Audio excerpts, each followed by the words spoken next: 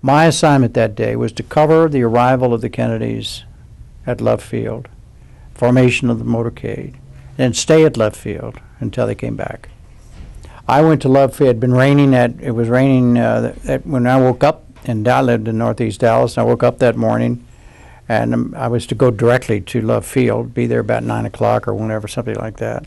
The Kennedys were going to fly on Air Force One, but only from Fort Worth, which is 20-minute or so flight, and from Carswell Air Force Base to Love Field. Now, I had mentioned in a story that there would be a bubble top if the weather was bad, to protect the Kennedys in the back of the car and the Conleys and whatever. It wasn't a security issue. It was strictly a weather issue. And the bubble top, and I checked it out. It was, it was 6 pieces of plexiglass that were put together by snaps.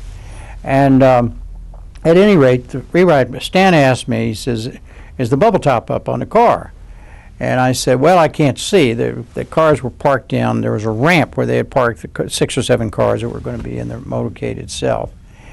And he said, well, would you go down there and check for me? And I said, why? And he said, well, because I'm going to be riding, under deadline. I just want to know if they were going to have the bubble top up when the car goes, through downtown Dallas and all that. And I said, okay, fine. So I put the phone down, and I went to the top of the ramp.